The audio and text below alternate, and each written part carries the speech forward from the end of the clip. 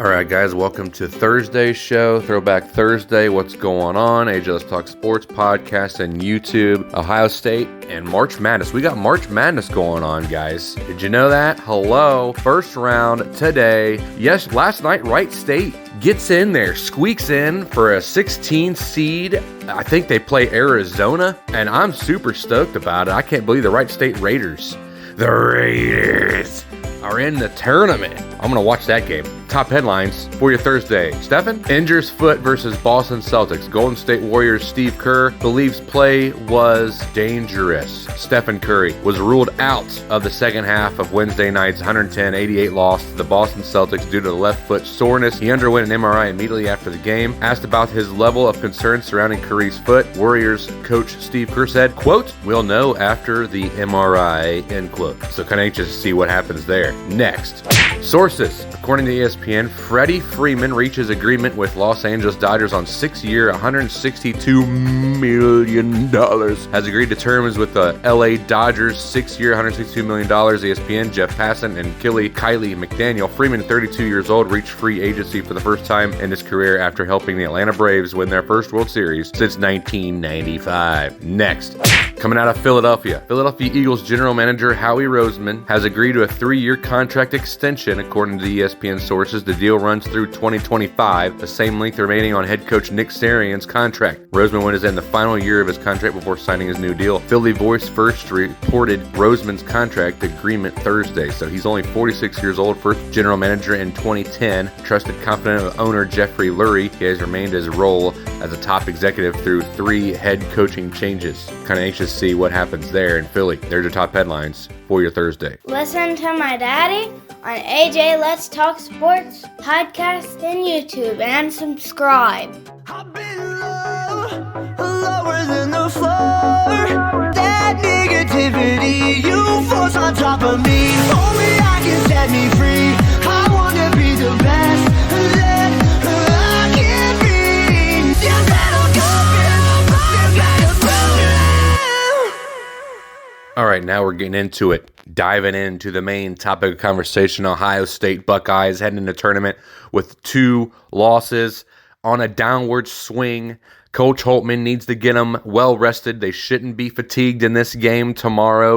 Around 12:15 is the tip-off on CBS against Loyola, and everybody's talking about Loyola is going to do the upset of the 7 and 10 seed. Loyola is going to get past the 7 seed Ohio State, which I think Ohio State dropped pretty bad. They were supposed to be a 4 seed coming into the tournament, and they dropped all the way down to a 7 seed. 3 spots in the seeding race, and it was really, really bad. I've been watching the Ohio State Buckeyes recently, and they fall off in the second half. You can tell that they're fatigued. They're not coached well enough by Coach Holtman. I'm getting really upset. I don't like watching Ohio State Buckeyes at the end of games.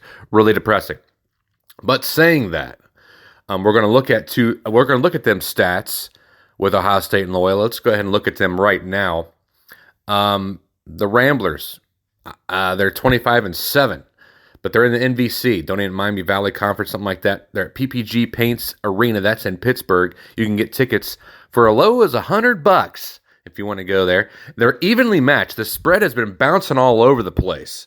It was 1.5 about a week ago, or when they first ranked them. It was Ohio State by 1.5. Then it was Loyola by 1. Then it was Loyola by 0.5. Now they got it even at 64%. The over-under is 132.5. Loyola has been winning, and they lost to UNI, which I don't even know in overtime who that is. But like I said, Ohio State's coming off a loss at home in Michigan, at home Penn State. So maybe that's a good thing that they're going away. I don't know. The last win that they had was Michigan State. They have 4 out of 5 L's since February 27th at Maryland. It started. And then they had Nebraska, and they lost that one. Finally got home and won against Michigan State, lost back-to-back in the Big Ten. These are all Big Ten matchups, though, the past 5 events. So the money line is even, man. I'm telling you. I was kind of anxious to see what's going to happen here, but we're a powerhouse in the Big Ten. Loyola's is just an MVC conference. I don't even know what the conference name is. I just guessed Miami Valley Conference. I have no clue. Mid-Valley Conference or something. I don't know. Tip-offs at 12:15, like I said. 18,000 in attendance. If you want to check out, go to Pittsburgh. I don't recommend it because I don't like the state of Pennsylvania. But anyway, kind of giving you some stats, some team stats here.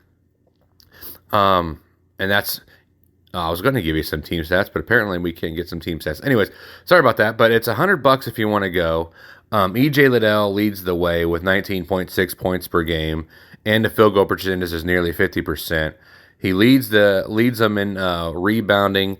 Jamari Wheeler and Braden Norris. Norris actually has more assists than he does, so that goes to Norris for Loyola. But like I wanted to say here, that Loyola only has one key win. But before we get into that, we got Zed and Kyle Young and their game time decisions, and we're really nervous here in Ohio and hoping that they play. We had a couple other guys that were out for the rest of the season. So it's been really bad. It's been really bad here. And it's just a little article saying without them in the lineup. Joey Brunk has stepped in, and he's done a really good job in the starting lineup. He had 12 points a game out of his last 3 games, 12 points, 6.3 rebounds for 29 minutes.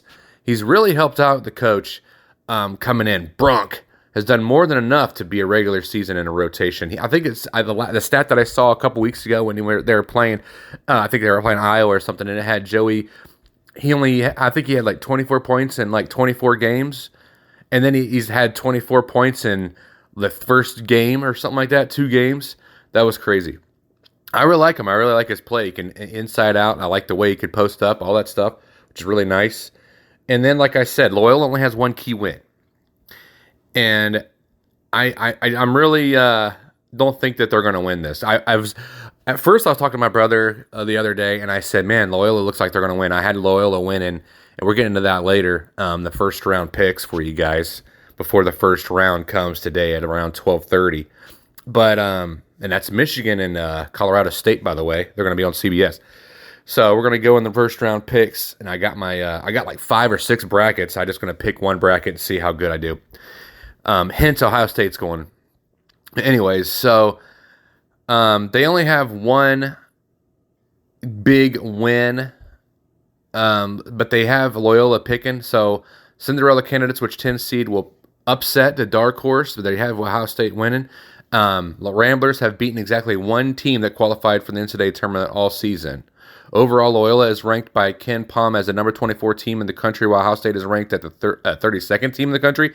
Even though Ohio State is a higher seed in the tournament, Ramblers only have one win this year against the team that's actually in the NCAA tournament, and that's San Francisco. And they're not even, and that's what are they, a 10 seed, 13 seed, something like that? And their only win is against San Francisco. I just don't see them winning. I mean, I've obviously, Loyola has been in a tournament before. I think they've been in 3 or 5 times, something like that. 3 out of the past 5 years, something like that, I said. Sorry, I don't have all the big stats for you. But I really don't see them going farther past this in the first round. They're going to lose in the first round. Ohio State versus Loyola matchup. Ohio State made a tournament run last year, but against Oral Robertson fell. So it's kind of bad. And according to history, recent history, they're going to drop to Loyola. But I don't see that happening. Buckeyes 19-11. In the Big Ten tournament, Buckeyes lost in the second round against Penn State. Penn State looked really good, by the way. I just think Ohio State was fatigued, and that's what I said. Again, from last week to this week, they shouldn't be fatigued, Coach. You can't give no excuses this time. So Loyola is led by Lucas Williamson, averages 14 points a game, 45% shooting. Ohio State will have a lot of trouble scoring against the Ramblers' defense, it says. Their prediction is 69-59 on Fansided, which I think you're stupid. That's not going to happen. So Ohio State wins this one. We're going to go into round 1 picks. Like I said, I got 6 different brackets that I went through, and this one is the Ohio State favorite. But in 2 or 3 of the brackets that I made, I'll tell you who I have winning each and every time, which is weird. But my family lives there. My family's from there. I go there quite a bit, so that's why. Anyways, round 1, Gonzaga, Georgia State. Everybody wants to know who I'm going to pick. Gonzaga gets that one. Boise State and Memphis. That's at 8 and 9. Those are toss-up seedings. Memphis gets the nod. So then that means Gonzaga and Memphis are going to play in round 2. And let's see, number 5 and number 12, New Mexico State. I got the Yukon Huskies going in. Arkansas and Vermont. Now that is a tough matchup. Like I said on my YouTube live on Monday night, Vermont and Arkansas. Vermont, watch for the 13 seeds in this tournament. I have Arkansas winning in this bracket, but all the other brackets I have Vermont. Alabama number 6, number 11 Notre Dame. Unfortunately, Rutgers didn't get to win, and Notre Dame does. Alabama beats Notre Dame to move on. Texas Tech and Montana State. That's easy. Texas Tech, they're rolling right now. So that means Alabama number 6, Texas Tech number 3 in round 2. Michigan State versus Davidson. That's a tough one too, a 7 and 10 seed. 7 and 10 seeds are going to be tough in this tournament to pick. Michigan State, I get them to go. Duke and Fullerton. Duke, obviously. That one's an easy one. So that means Michigan State and Duke, a Big Ten team versus an AC team, going in round 2. Now we're going to the next bracket.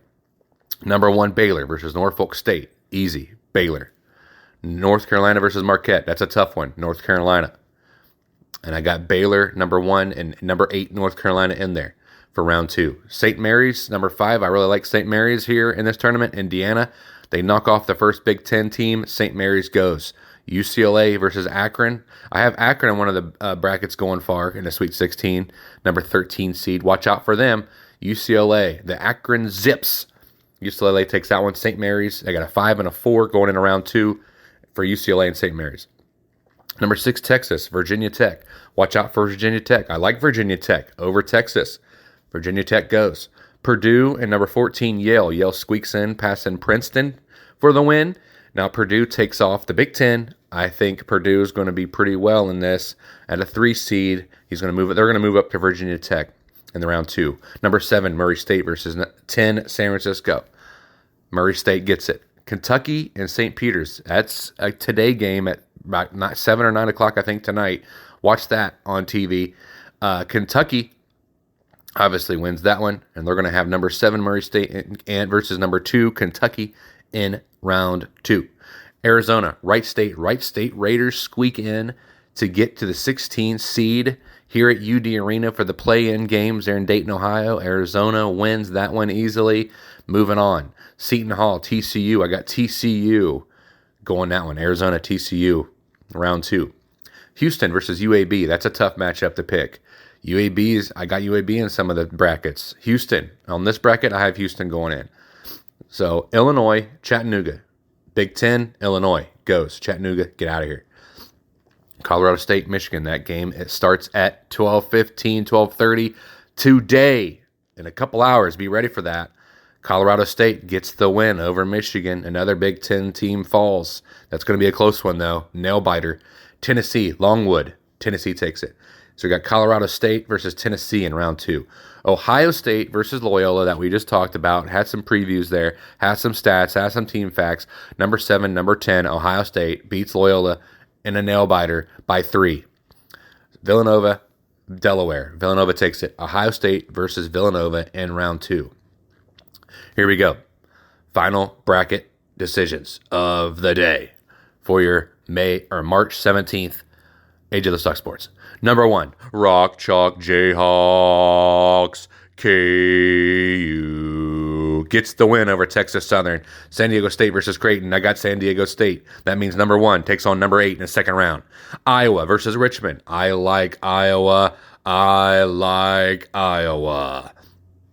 And they will win against Richmond Spiders. The Spiders.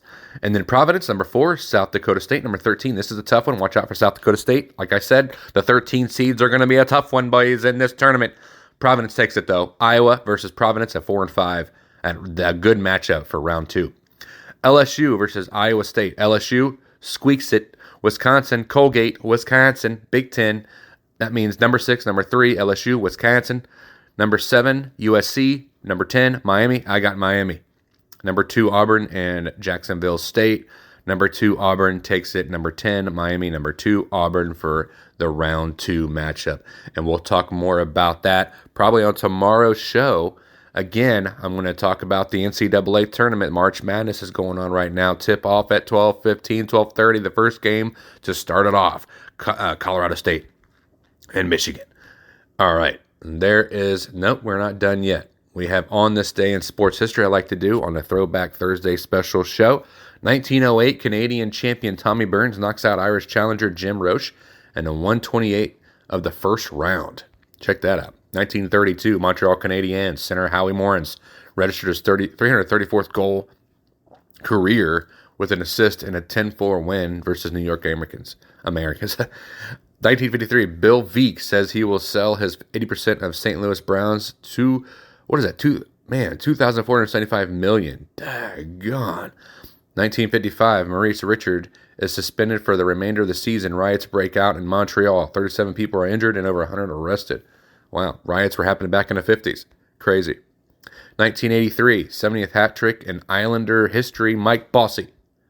1987, Sunil Gavaskar ends his Test career with an innings of 96 versus Pack. Don't know what that is. That's cricket. A lot of cricket stuff going on. I don't know what the cricket stuff. And that's pretty much it. March 17th, On This Day in Sports History. Love you guys. God bless. What do? You tip that waitress, boys. Get your sports needs at AJ Let's Talk Sports. Hope you have a good day, guys. God bless. Tip your waitress. Focus on how I'm living now.